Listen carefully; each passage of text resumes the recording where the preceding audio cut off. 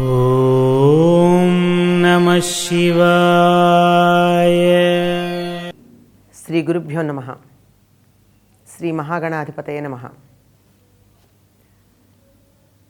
కొద్ది కాలంగా పూజ చేసిన తరువాత దేవుడి ఫోటోలు కొన్ని పాడవుతూ ఉంటాయి. అనేక కారణాలు.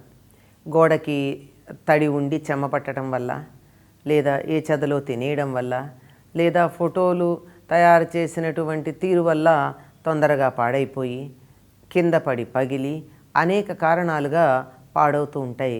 వీటిని ఏం చేయాలి అనేటటువంటి సందేహం చాలామంది కలుగుతూనే ఉంటుంది. కొంతమంది తీసుకుని వెళ్ళి దేవుడి గుళ్ళో ఆ ముందు ఉన్న ధ్వజస్తంభం దగ్గర, లేకపోతే అక్కడ ఉన్న ఏ చెట్టు మొదట్లోనో పెట్టేస్తూ ఉంటారు. అంటే మనం చేయలేనటువంటి పని, మనకి చేతకాని పని ఎవరి మీదో నెట్టేస్తున్నాం అన్నమాట. అది తప్పు కదా. అది ఇంకా పెద్ద తప్పు. ఏం చేయాలి? జాతీయ జెండా పాడైపోతే ఏం చేస్తారు? చిరిగిపోతే, ఏ కారణంగా అన్నా పాతబడిపోతే, వానపడి రంగు వెలిసిపోతే, ఎక్కువ కాలం బయట ఉంటే ఆ జెండాకున్న రంగులు కనపడకుండా తయారైపోతే, పాడైపోతే ఏం చేస్తున్నాం? దాన్ని మర్యాదపూర్వకంగా ఒక క్రమమైనటువంటి పద్ధతిలో మడిచి దానికి సెల్యూట్ చేసి ఆ తర్వాత దాన్ని తగలపెడుతున్నాం. కానీ అలుగొడ్డగానో, దులిపే బట్టగానో, కాలి కింద వేసుకునేటటువంటి బట్టగానో వాడం. జాతీయ జెండానే మనం ఆ పని చేస్తూ ఉన్నప్పుడు దేవుడి విగ్రహాలను ఏం చేయాలి? ఎంత మర్యాదగా చూడాలి. కొంతకాలం పూజించాం కదా, వాటిని తీసుకుని వెళ్ళి మర్యాదపూర్వకంగా శుభ్రమైనటువంటి నీటిలో వదలాలి, ప్రవహిస్తున్నటువంటి నీటిలో. మరి అలా గనక చేసినట్టయితే ఇప్పుడు మనకున్న మురుగు కాలువలు ఉన్నాయి, చెత్తా చెదారం వెళ్ళేటటువంటి ప్రవాహాలు ఉన్నాయి.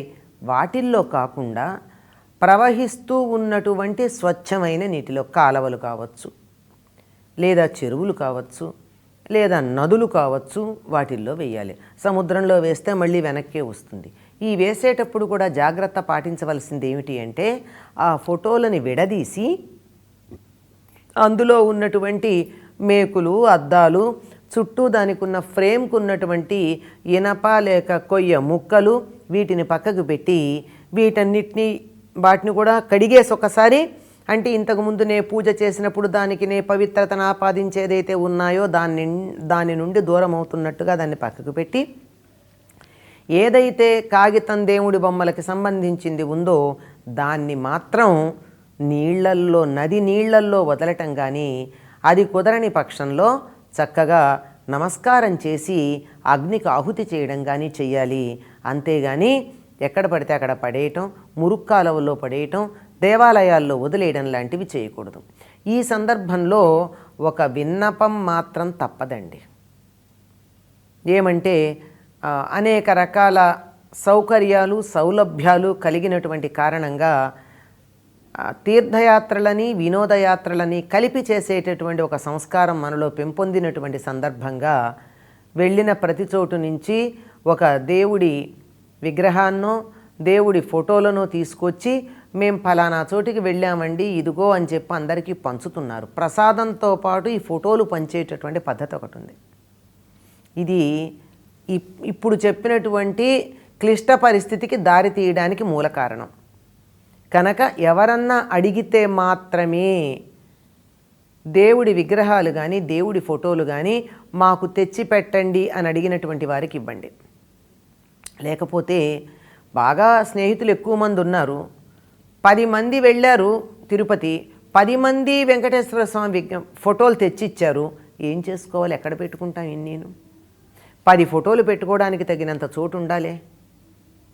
అందుకని వాటిని అడిగి, మీకు కావాలా, ఉన్నదా, నేను తేవడం తెచ్చాను, మీకు కావాలంటే ఇస్తా అని చెప్పి అడిగి ఇవ్వడం ఒక కొత్తగా మనం అలవాటు చేసుకోవాల్సినటువంటి పద్ధతి. లేకపోతే ఇంటి నిండా దేవుడి ఫోటోలు కుప్పలు కుప్పలుగా పేరుకుపోతూ ఉంటాయి. వీటిని ఏం చేయాలి? మనం అడగకుండా ఇచ్చేవాళ్ళు కొంతమంది ఉంటారు. అవి కొత్తవే, మనం ఇంతవరకు వాడల. వాటన్నిటినీ భద్రంగా పెట్టి ఎవరైనా కొత్తగా కాపురం పెట్టుకుంటున్నప్పుడు కానీ, ఒక కొత్త ఆఫీసు ప్రారంభిస్తున్నప్పుడు కానీ, కొత్తగా ఇల్లు కట్టుకున్నప్పుడు కానీ మీరు దేవుడి చిత్రాలు కొనకండి, మేము ఇస్తాం, మీకేం కావాలో మా ఇంట్లో ఉన్న వాటిల్లో మీకు కావాల్సింది. అందరికీ అందరూ దేవుడి ఫోటోలు నచ్చవండి. అందులో తీవ్ర భావాలు కూడా ఉంటాయి. ఇస్తే కోప్పడతారు కూడాను. కొంతమందికి వినాయకుడి ఫోటో ఇస్తే మొహం ఎర్ర చేసుకునే వాళ్ళు ఉన్నారు. కొంతమందికి వెంకటేశ్వర స్వామి ఫోటో ఇస్తే భీష్మించుకునే వాళ్ళు ఉన్నారు. ఇలా చాలా ఇంకా పేర్లు చెప్పడం అనవసరం. కనుక అట్లాంటప్పుడు నా దగ్గర ఇంతమంది దేవతల ఫోటోలు ఉన్నాయి, నీకు కావాల్సిన నువ్వు పట్టుకెళ్ళు అని చెప్పడం ఉత్తమమైనటువంటి పద్ధతి ఏమో, ఆధునిక కాలంలో మనం అనుసరించవలసి ఉంటుందేమో అని పరిస్థితుల్ని గమనించిన తర్వాత అనిపిస్తూ ఉన్నటువంటి మాట, ఆ మనసుకి తోచినటువంటి మాట. వీలైనంత వరకు విగ్రహాలని, ఫోటోలని పెంచుకుంటూ పోవడం అంత మంచి పద్ధతి కాదు. పూర్వకాలం ఒక ఇంట్లో ఒక ఫోటో ఉంది అంటే కనీసం 2-3 తరాలు అదే ఫోటోను పూజ చేసేవారు. అదే జరిగేది అట్లా. మరి ఈ కాలంలో చాలా వస్తున్నాయి. ఎక్కువ వచ్చినప్పటి దగ్గర నుంచి వాటిని ఎలా పక్కకి పెట్టాలా అనేటటువంటిది ప్రధానమైన అంశంగా కనపడుతూ ఉంది. గనక మనం ఆలోచించుకోవాలి. వాటి పట్ల మనకున్న గౌరవాన్ని, మర్యాదని ప్రదర్శిస్తూ సరైనటువంటి పద్ధతిలో వాటిని విసర్జన లేక నిమజ్జనం చెయ్యాలి. కానీ గిరాటేయకూడదు. ఇతరుల మీద